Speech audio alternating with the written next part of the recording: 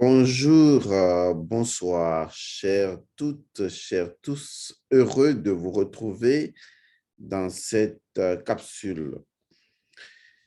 Vous savez, et souvent quand les gens me posent des questions et que j'estime que ces questions peuvent profiter aussi bien en termes de questionnologie qu'en termes de réponse à d'autres personnes, je n'hésite pas du tout à vulgariser la connaissance à ce effet ou à ce sujet. Il y a une question qui m'a été posée d'ailleurs en commentaire, je crois, une question très intéressante, une question pertinente, une question qui va faire l'objet de plusieurs capsules. La personne a demandé à savoir quel est le principe premier. Bon, on raisonne maintenant par principe premier. Quel est le principe premier ou quelle est la raison première pour laquelle les enfants, certains enfants naissent justement par le siège et par les pieds, entre autres, etc. Ce qu'on appelle généralement dans les traditions africaines les enfants à gossou, c'est-à-dire les enfants qui sont nés à l'envers. Vous savez, il y a à l'endroit et il y a à l'envers. Donc, on considère que les enfants qui sont nés la tête en bas sont des enfants qui sont nés à l'endroit et que les enfants qui naissent par le siège ou par les pieds ou par toute autre forme sont des enfants qui sont nés dans des domaines ou conditions spécifiques et par conséquent, ce sont des agossous, c'est-à-dire des enfants qui sont nés à l'envers, donc pas à l'endroit, pour utiliser un français terre à terre. Mais ce qui est important, c'est de certainement mieux comprendre le principe premier qui fait que nous naissons à l'endroit. C'est ça qui est l'élément important. Parce que, vous voyez, la majorité des humains naissent avec la tête en bas. Et donc, la tête qui, avec la poussée de la mère, va faire une pression sur le col de l'utérus, va créer un vide qui va permettre à la tête de sortir, va permettre à l'enfant de faire une rotation à travers et l'utérus et le vagin au sortir du vagin. Et donc, l'enfant va venir au grand jour comme une forme d'entrée dans la lumière du jour. Mais cette fois-ci, il s'agit naturellement de la lumière de notre monde. Il faut donc chercher à comprendre quel est le principe premier qui tourne autour de cette affaire, qui fait que spontanément, naturellement, biologiquement, eh bien, nous naissons tous généralement la tête en bas, c'est-à-dire la tête orientée dans le vagin de la mère, pendant que le dos de l'enfant fait une pression sur le ventre ou le bas-ventre de la mère lorsque l'enfant est naturellement en face du dos de la mère. Je donne ces précisions parce qu'elles sont importantes. Elles sont importantes pour montrer une seule et unique chose. Je vais expliquer cela, mais je vais d'abord donner une pensée qui va nous servir de guideline afin qu'on ne s'égare point. Retenez que tout ce dont nous sommes en train de parler ici, retenez qu'il ne s'agit vraiment pas de l'enfant et qu'il ne s'agit vraiment pas de la mère, qu'il s'agit tout simplement de ce que je pourrais appeler de l'énergie, de la fréquence, de la vibration. C'est-à-dire, il s'agit de l'énergie évoluant dans une ou des configurations précises et imposant donc à l'enfant et à la mère des dispositions que vous constatez ici et que vous appelez dispositions normales ou tout simplement anormales. Parce qu'en fait, lorsqu'on y réfléchit profondément, on se rend compte qu'il y a une force, une énergie, une présence, une fréquence, si vous voulez, une vibration qui fait que l'enfant doit tourner à partir d'un certain nombre de mois et que l'enfant doit faire une rotation dans le ventre de la mère ou une révolution, ça dépend par rapport à quoi, et que l'enfant va finir par sortir dans une position, dans une posture bien précise. Et que si l'enfant ne sortait pas selon cette position, cette posture, cela veut dire qu'il y a donc quelque chose qui apparemment ne va pas, et ce quelque chose est en rapport avec l'énergie qui a fait tourner l'enfant ou l'énergie qui n'a pas fini de faire tourner l'enfant.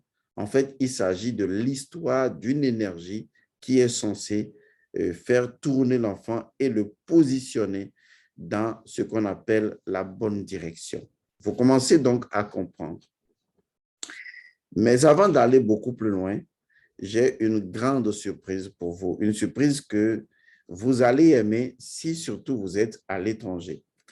Je voudrais, à travers cette capsule, annoncer donc à toutes les personnes qui sont à Paris que oui, c'est bouclé, c'est décidé, c'est géré, comme on a la coutume de le dire.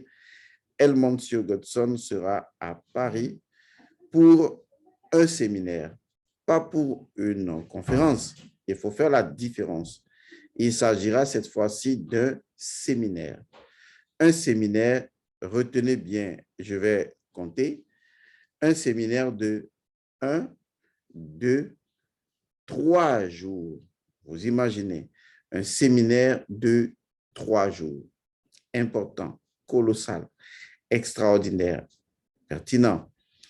Il s'agit donc pour nous de venir faire un séminaire de 3 jours sur Paris.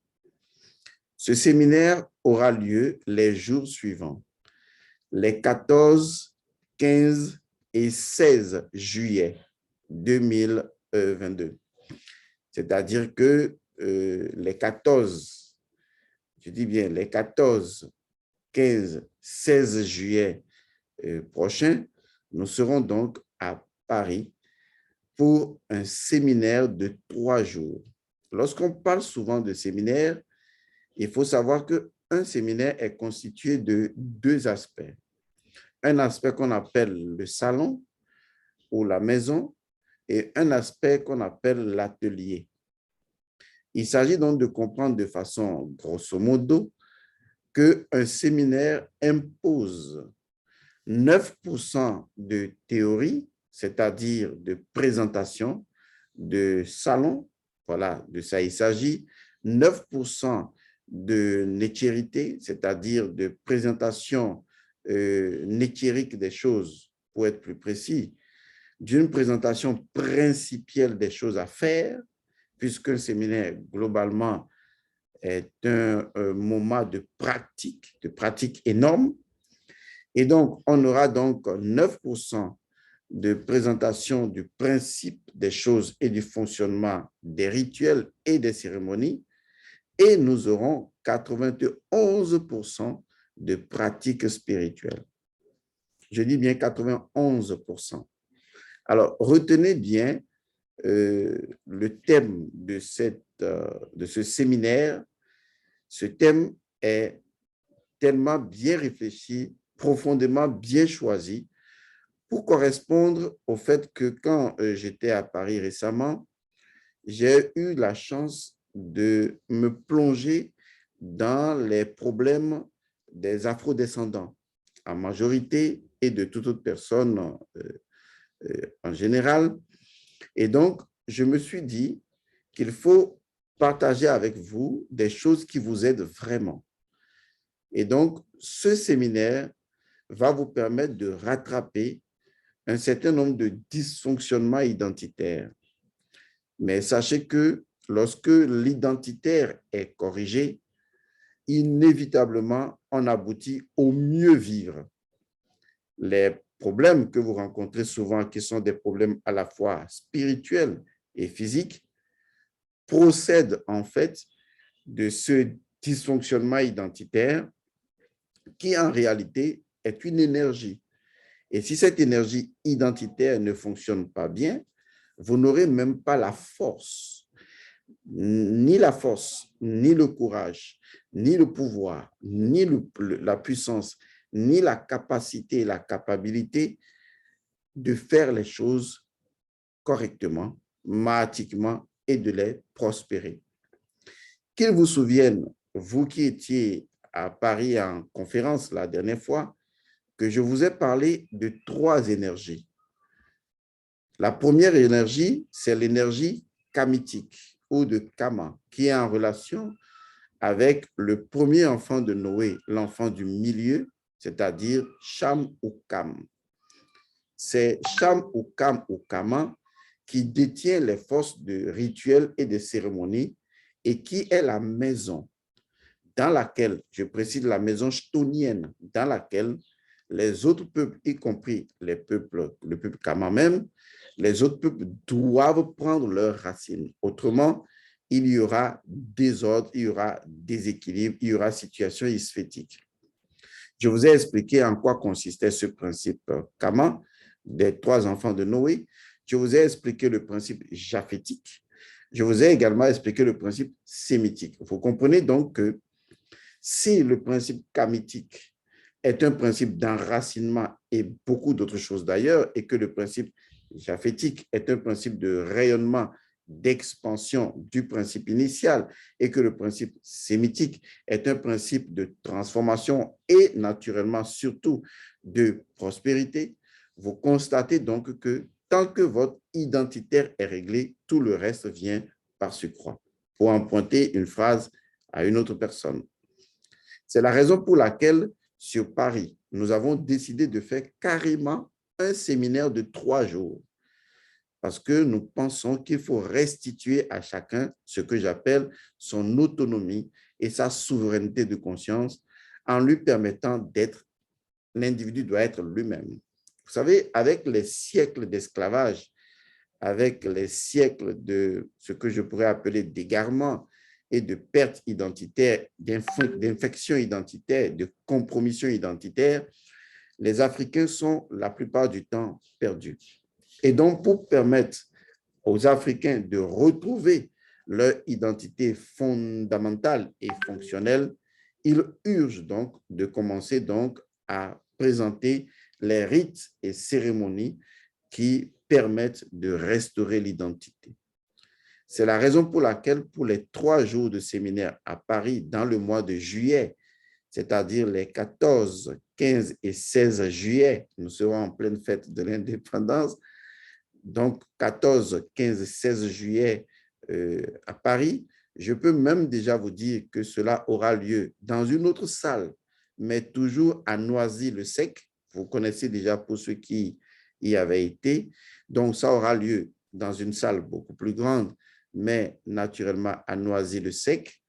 Et nous serons à Paris donc pour un séminaire les 14, 15 et 16. Séminaire constitué d'une partie théorique 9%, que j'appelle présentation du principe de fonctionnement d'un rituel, par exemple, et ensuite, il y aura la pratique qui va se faire, qui représente 91%. Maintenant, nous avons beaucoup parlé, mais quel est le thème de cette conférence? Enfin, excusez-moi, le thème de ce séminaire, pas conférence, mais un séminaire. Un séminaire de 3 jours. Alors, quel est le thème qui est retenu? Le thème qui est retenu est simple. Rites et cérémonies identitaires pour l'équilibre et le mieux vivre intégral. Je répète le thème, rites et cérémonies identitaires pour l'équilibre et le mieux vivre intégral. Je le répète encore une dernière fois, rites et cérémonies identitaires pour l'équilibre et le mieux vivre intégral. Vous avez donc compris que le contenu de ce séminaire de 3 jours va s'axer sur des rites, des cérémonies identitaires. Et quand je parle d'identitaire, vous comprenez déjà, nous reviendrons dans d'autres vidéos pour pouvoir vous expliquer le contenu étapiquement parlant, bien sûr, ou étape par étape de ce séminaire. parce que vous allez voir que nous avons mis en place une machine extraordinaire, grandiose, et que vous comprendrez que vous n'avez vraiment pas à rater ce séminaire parce que ce séminaire va devenir un séminaire international, en ce sens que nous allons faire ce contrat avec Paris où une fois par an, nous allons organiser un séminaire international et ça va tourner autour de différentes thématiques. Considérez que celui-ci, ce séminaire intitulé Rites et cérémonies identitaires pour l'équilibre et le mieux vivre intégral, retenez que ce séminaire, le premier séminaire d'ailleurs, sera la porte ouverte à l'instauration du séminaire international qui va se dérouler chaque année sur Paris. Donc, je vous invite à ce séminaire de 3 jours sur Paris, les 14, 15 et 16 juillet de l'année en cours 2022, et vous allez constater que vraiment, il y a beaucoup de choses à corriger dans l'identité des uns et des autres. Je ne vais pas livrer pour le moment tout le contenu de ce séminaire, mais il y a un élément dont je ne peux m'empêcher vraiment de parler. Il s'agit donc du rituel que j'appelle le rituel de la Seine. Vous savez, quand j'étais donc à Paris, j'ai fait une capsule pour parler de ce fleuve, la Seine à Paris, qui est très impressionnante et que la Seine contient, qui représente le dragon, contient déjà un mystère caché. Nous avons décidé donc à chaque année sur Paris de faire ce que nous appellerons le rituel de la Seine. Parce que je vais vous dire une chose, vous les Afro-descendants et vous les Africains vivant à l'étranger et surtout à Paris, il ne s'agit pas simplement de chercher les voies et rouages politiques, économiques, et logiques, théoriques pour tenter de faire comprendre des énergies spirituelles à d'autres peuples ou naturellement aux Occidentaux. Il faut également utiliser les rites et cérémonies. Et donc, j'ai décidé que nous allons, au nom des ancêtres, chaque année, faire le rituel de la Seine.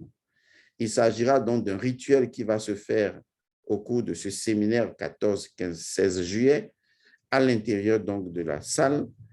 Et à la fin, n'est-ce pas, de ce séminaire, le 3e jour, nous allons avec une cruche qui sera préparée pour la circonstance, nous allons préparer une mixture sur laquelle nous allons travailler ensemble le jour du séminaire ou les jours du séminaire, il faut corriger les choses. Et donc, après, cette mixture inoffensive d'ailleurs, hein, bio, on peut le dire comme ça, cette mixture va être versée dans la Seine. Je vous le dis comme ça va être versé dedans. Parce que si vous ne faites pas le rituel de l'eau, cette eau qui représente le dragon et qui traverse Paris dans toute sa dimension longitudinale, qui apporte une vibration différente, équilibrante à Paris, dans une structure identitaire donnée, si nous n'allons pas faire le rituel de l'eau. D'ailleurs, vous verrez au cours de ce séminaire de 3 jours qu'il y a un rituel de l'eau qui doit se faire. Parce que le séminaire va tourner autour des maisons. Je les appelle les maisons. Il y a 5 maisons. Le séminaire va tourner autour de ces maisons-là. De toute façon, je vous donnerai le contenu de ces maisons. Et ces maisons, vous les aurez et vous vous préparerez en conséquence pour venir à ce séminaire. Et vous verrez que dans l'une de ces maisons, appelée généralement la maison de l'eau, et cette maison de l'eau est en relation avec le dieu Osiris, vous verrez que avec le rituel de la maison de l'eau, il est indispensable de pratiquer le rituel de l'eau, qui est un rituel très puissant, qui permet de changer la configuration vibratoire d'une eau essentielle, fondamentale à l'équilibre d'un peuple. Et nos ancêtres savaient faire cela avec le Nil. Et c'est d'ailleurs pourquoi ce rituel très important va se faire à Paris les 14, 15 et 16 juillet, Et vous voyez déjà la symbolique de tout ce qu'on est en train de planifier ensemble. Ce ne sera pas du gâteau. Plus que du gâteau, je veux dire. Alors, je vous l'annonce comme ça, dans cette capsule spéciale, à savoir que je vous donnerai les détails par après. Parce qu'avant de venir même à ce séminaire, on va vous donner un rituel avant de venir. Donc, attendez-vous à une organisation formidable qui vous permettra, au sortir de ce séminaire, d'être une personne complètement différente. D'ailleurs, je vous le rappellerai dans les autres capsules, on vous demandera de venir avec la photo de votre père et la photo de votre mère, ou si vos enfants ne peuvent pas venir, de venir avec la photo de vos enfants ou de venir carrément avec les enfants parce qu'on va vous apprendre de façon pratique sur site comment est-ce que vous devez faire la consécration de vos enfants. C'est très important. Donc, vous voyez donc qu'en fait, nous avons planifié vraiment mettre à votre disposition un ensemble de rites et cérémonies identitaires pour l'équilibre et le mieux vivre intégral. Cette frustration intérieure, cette perte intérieure, cet égarement, ce vide, ce sentiment de ne se retrouver nulle part, je vous assure, eh bien, les cérémonies et les rites identitaires sont faits pour corriger cette énergie-là, cette dysfonction spirituelle, cette dysfonction culturelle. Vous avez donc compris, pour le moment, ceci n'est qu'une introduction. Retenez bien en résumé, nous aurons un séminaire sur Paris les 14, 15 et 16 juillet 2022. Et que ce séminaire de 3 jours porte l'intitulé de Rites et cérémonies identitaires pour l'équilibre et le mieux vivre intégral. Et que ce séminaire, à sa conclusion, nous permettra d'aller faire sur le terrain à Paris, à côté de ce fleuve la Seine, d'aller faire le rituel de l'eau pour commencer à implémenter des énergies, des puissances ancestrales, parce que vous savez, nous sommes en réalité dans une guerre, ne prenez pas mal le mot guerre, nous sommes dans une guerre, pas seulement d'identité, mais dans une guerre des égrégores. Et quand vous avez la chance d'être à Paris, il faut savoir de l'intérieur, comme dans la guerre de Troie, il faut savoir de l'intérieur mettre ce qu'il faut pour qu'il y ait implosion. C'est une façon de parler. Vous comprenez déjà ce que je veux dire. Ceux qui sont à Paris comprennent ce que je veux dire. Nous aurons aussi un séminaire sur les États-Unis bientôt. Nous espérons cette année toujours. Et nous irons également au Canada, autant que faire se peut, mais ce sera l'année prochaine. Les Antilles aussi, ce sera l'année prochaine, certainement vers les 3 premiers mois de l'année. Et donc, voilà, les programmes vous seront donnés au fur et à mesure, mais nous avons pensé, compte tenu de l'énergie récupérée la dernière fois à Paris, nous avons estimé que dans le monde entier, dans le rapport que nous devons changer d'ailleurs, le rapport de force spirituelle que nous devons changer, Paris se positionne mieux comme un début de matrice pour commencer à transformer les choses concrètement. Et donc, voilà de quoi il s'agit. Les autres détails vous seront donnés ultérieurement. Revenons donc à la situation dont je parlais tout à l'heure, les enfants qui naissent par les pieds ou les enfants qui naissent par le siège ou les enfants qui naissent par le dos, ça dépend.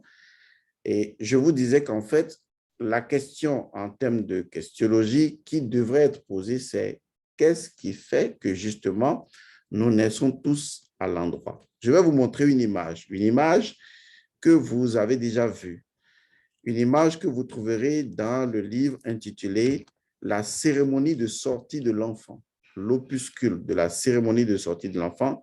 C'est un livre qui est vendu sur Amazon, qui est vendu au Togo, au Bénin. C'est un livre que vous pouvez commander sur Amazon et vous avez certainement vu ce schéma dans Amazon, mais vous n'avez pas compris parce que souvent, quand vous lisez les livres, vous ne cherchez pas à aller au-delà de ce que le livre vous présente, alors que le livre présente au-delà du livre lui-même. Voilà ce schéma que vous avez certainement vu. Vous voyez, c'est moi qui l'ai nommé la brillante. C'est son vrai nom, la brillante. Et cela se présente sous la forme d'un coquillage, c'est-à-dire un mouvement en spirale. Et vous allez voir ça dans le livre, puisque je suis en train de vous montrer cela dans le livre. Ça s'appelle la brillante. Vous l'avez vu. Et peut-être vous ne savez pas ce que c'est. Et regardez, si vous regardez de plus proche, vous verrez qu'il y a donc ce qu'on appelle des nœuds de vie, d'accord, qui sont en fait des étapes de la transformation de vie dans son processus de densification ou dans son processus de vie en bénédiction. Vous voyez, c'est ce qui va se présenter à vous. Et donc, ce schéma, il explique totalement pourquoi est-ce que nous naissons tous la tête en bas via le vagin de notre mère et pourquoi certains enfants il peut y arriver, vont naître à l'envers. Et cette figure explique totalement cela. Et à l'intérieur de ce livre, vous allez voir également comment on fait une cérémonie de sortie à un enfant, quelles sont les différentes étapes qui sont ces nœuds de vie, qu'est-ce que chaque nœud de vie dit et dicte, parce que chaque nœud de vie est un principe en soi qui dicte une valeur, une équation que l'enfant doit incorporer dans sa structure adénique avant donc de venir au monde. C'est cette intégration-là que justement on appelle la cérémonie de sortie de l'enfant. Maintenant, pour ce qui nous intéresse aujourd'hui, c'est vous expliquer pourquoi est-ce que les enfants naissent les pieds en bas ou le siège, pas le siège, ou pourquoi est-ce que nous naissons vraiment la tête en bas. Pour comprendre ça, il faut remonter dans ce qu'on appelle ce principe du Dieu Minou, qui est en fait le principe de la fertilité et qui est en relation avec Resemen, c'est-à-dire les menstrues. En égyptien, c'est Resemen. Comme je vous l'ai dit, il y a une formation très solide que nous avons pratiquement finie, qui va être lancée bientôt et qui porte sur force et magie, pouvoir et puissance des menstrues. C'est ça. Et vous allez découvrir le secret du titre ou du tiet, tel qu'on l'appelle, qui représente justement le sang d'Isis. J'ai tout expliqué, j'ai donné toutes les connaissances dont vous aurez besoin et vous verrez dans cette formation sur les menstrues la véritable identité de la femme. Quand on pose la question, qu'est-ce que la femme? Eh bien, vous allez découvrir ce qu'est vraiment la femme. Et donc, ce séminaire va bientôt se faire, ne vous en faites pas. C'est une promesse aux femmes d'abord et ensuite aux hommes. Et d'ailleurs, je vous signale que quand je vais vous donner des précisions sur le contenu du séminaire qui aura lieu sur Paris, eh bien, les femmes qui viendront à ce séminaire, je leur demanderai de venir avec quelque chose qui sera en rapport avec leur menstru parce que, justement, il est important de clarifier certaines connaissances, de vous transmettre le pouvoir aurien, c'est-à-dire le pouvoir de faire les choses par vous-même, de faire de vous le pouvoir dirigeant de vous-même. Donc, vous retournez à votre souveraineté et c'est ce qui va se faire. Et donc, vous avez déjà vu cette figure, vous l'avez mémorisée. Dans le cas contraire, allez acheter le livre ou prenez le livre et vous verrez ça dedans, puisque de toute façon, je vais en parler. Alors, comme il faut retourner aux menstrues, qu'est-ce qui se passe dans les menstrues? Dans la formation, pour ceux qui feront cette formation sur les menstrues, il est expliqué qu'il y a un mouvement vibratoire qui s'exécute à l'intérieur des menstrues. Vous voyez souvent le serpent qui se mord la queue, n'est-ce pas? Mais quand vous voyez le serpent qui se mord la queue, on appelle ça un mouvement statique. En fait, ce n'est même pas un mouvement, c'est un état statique. Mais lorsque vous voyez le serpent qui se mord la queue et qui forme un 8, vous voyez, en ce moment-là, on l'appelle la lemniscate, il s'agit du courant dynamique. Donc, dans l'englobant tout, on a le courant statique et on a le courant dynamique. Mais le courant dynamique lui-même s'explique par le fait que tout part d'un point. Et le point n'est pas un cercle, parce que du point, on peut avoir un cercle, on peut avoir un triangle, on peut avoir plusieurs figures. Et donc, le point est plus que le cercle et le point est le tout. Dans le point, il y a un mouvement qui s'exécute dans le point, qui fait qu'on peut appeler le tout l'infiniment grand et l'infiniment petit. Ce mouvement ressort, on l'appelle le mouvement en spirale. Donc, le mouvement en spirale est le seul mouvement qui explique l'évolution sous forme d'énergie, de fréquence et de vibration de l'infiniment grand à l'infiniment petit. Donc, ce mouvement ondulatoire, ce mouvement spiralé, c'est le même mouvement de rotation de la Terre. Parce que bien que la Terre tourne sur elle-même en une journée, eh bien, elle tourne également en évoluant dans l'univers, tout comme la Terre qui tourne autour du Soleil, eh bien, elle tourne, mais en évoluant toujours dans le système solaire. Tout comme le système solaire lui-même tourne sur lui-même, eh bien, et autour d'un autre système solaire plus grand, on en parlera, eh bien, le système solaire évolue aussi. Donc, quand on quitte un point, on ne revient jamais au même point. On revient au même point plus 1. C'est ce qu'on appelle là, le phénomène de poussée vers le haut, le phénomène de scission, cette séparation vers une poussée plus grande. C'est l'âme qui inspire cette élévation. Je ne vais pas rentrer trop dans les connaissances profondes pour ne pas vous embrouiller. Alors, il faut donc comprendre que dans les menstrues de la maman, les menstrues sont le principe de fertilité. Vous le constaterez dans la formation. Et les menstrues reversent, disons, à l'utérus de la femme la totalité de son identité. Du coup, l'utérus de la femme, à l'intérieur du ventre de la femme, l'utérus présente un mouvement ondulatoire bien spiralé. Et c'est ça ce qui est important à comprendre. Et donc, quand un enfant, quand vous mettez le germe dans le ventre de la mère, eh bien, qu'est-ce qui se passe? Naturellement, l'énergie tourne. C'est cette énergie sous forme de l'équation, des fractions équationnelles de l'œil d'Horus qui se mettent en mouvement. Mais vous voyez juste de la multiplication des cellules, mais derrière la multiplication des cellules, il y a donc un mouvement spiralé qui se produit et qui fait que l'enfant évolue. Donc, l'évolution se présente toujours sous forme de spirale, quelque chose qui est spiralé. C'est ça l'évolution. Et donc, l'évolution du fœtus dans le ventre de la mère sera toujours sous forme spiralée. Mais cette forme spiralée n'est pas constatable sur le plan physique, mais spirituellement, oui. Mais on peut avoir les effets dans le physique, puisque l'enfant ou le fœtus va adopter une forme qui est une forme spiralée, comme si l'enfant se recocovilait sur lui-même. Cette forme-là que nous pouvons avoir même dans notre lit, c'est la forme du serpent qui se mord la queue. Mais en fait, le serpent ne se mord jamais la queue, puisque le serpent qui se mord la queue représente une infinité de vibrations et par conséquent, eh bien, on est dans un mouvement spiralé, une évolution de l'infiniment grand vers l'infiniment petit et de l'infiniment petit vers l'infiniment grand, selon le principe suivant. L'infiniment grand est infiniment grand dans l'infiniment petit, comme l'infiniment petit est infiniment petit dans l'infiniment grand. Vous avez compris. Sinon, réembobinez et reprenez la phrase, vous allez comprendre. OK. Donc, vous avez donc la conscience du mouvement spiralé maintenant, vous en savez. Et donc, ce mouvement spiralé, c'est ceci. Seulement que on ne vous explique pas pourquoi dans le ventre de la maman, il y a naturellement les nœuds là. Ces nœuds, si on les compte, il y en a au total 13. Lisez le livre, vous allez voir au total 13 nœuds.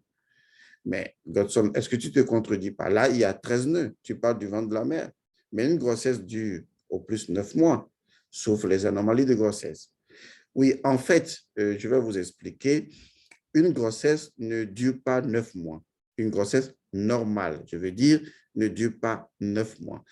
Une grossesse normale dure entre 12 et 13 mois. Aïe, aïe, aïe, tu vas créer des problèmes aux gens. Si tu n'expliques pas ça, les gens ils vont devenir fous. Godson, il faut que tu expliques ça, parce que là, ça va devenir dingo-dingue.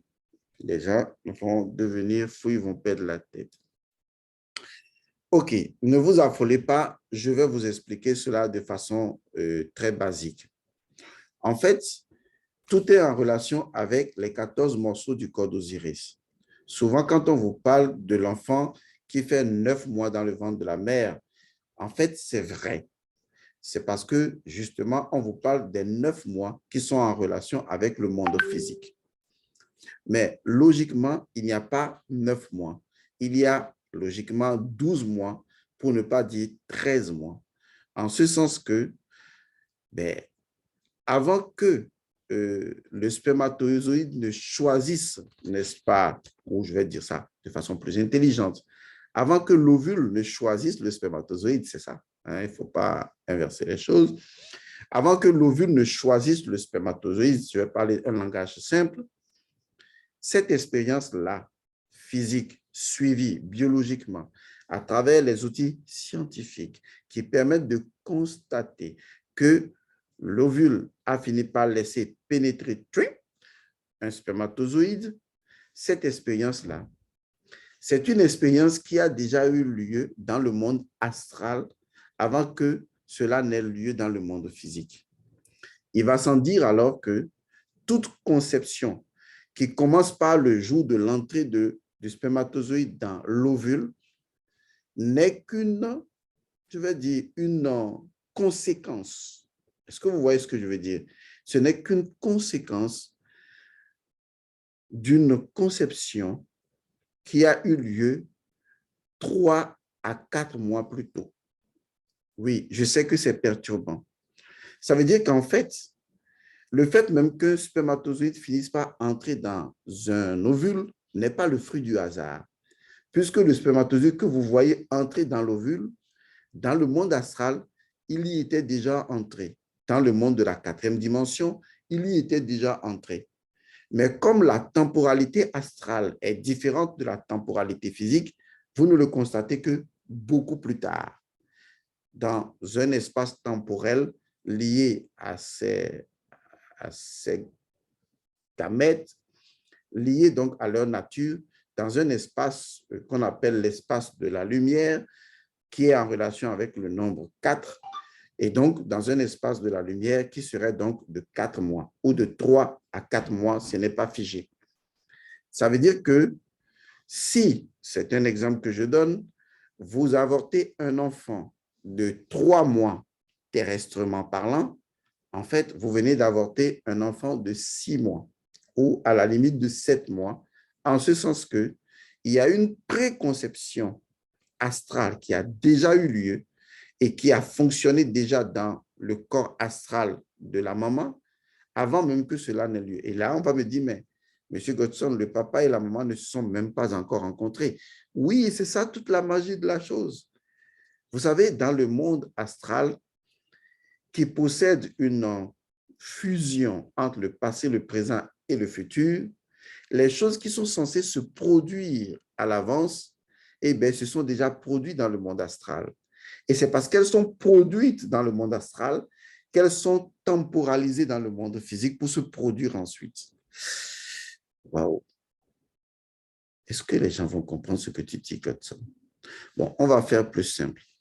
Vous savez maintenant qu'il y a un séminaire à Paris les 14, 15 et 16 juillet 2022, cette année, et que cela porte la thématique rites et cérémonies identitaires pour l'équilibre et le mieux vivre intégral. C'est l'essentiel. Nous allons considérer alors que cette capsule est la partie 1 de ce que nous voulons dire et qu'il y aura une deuxième partie qui va non seulement résumer la première partie, mais ensuite conduire vers la deuxième partie et que certainement en ce moment, on ne sait jamais, vous ne me regarderez pas en disant « Est-ce qu'il n'est pas devenu fou ce con ?» J'espère que vous n'allez pas le dire et que vous attendrez la prochaine capsule avant de dire que je suis fou. Ou peut-être que je le suis et que je ne le sais pas, ou que c'est cette folie que je cherche à vous communiquer. Bon, de toute façon, on verra bien ce que ça donnera. On en tirera tous bien, bel et bien la conclusion. Mais restez branchés. À partir d'aujourd'hui, toutes les capsules vont donner des orientations. Chaque capsule va donner des nouvelles orientations sur le séminaire de Paris parce que je vous assure, il y a des choses qu'on va vous demander d'apprêter et de venir avec. Donc, s'il vous plaît, quand nous allons lancer la machine, suivez bien les capsules. Ne nous posez pas des questions dont vous avez déjà les réponses dans les capsules. Et je m'adresse vraiment aux personnes qui sont à Paris. Je vous remercie de me recevoir encore à Paris. La Seine, le fleuve La Seine et moi, on va se rencontrer cette fois-ci et on va se rencontrer spirituellement. Et je rapporterai encore de l'eau de la Seine ici en Afrique parce qu'il est temps de bouleverser les choses. Que les bénédictions soient.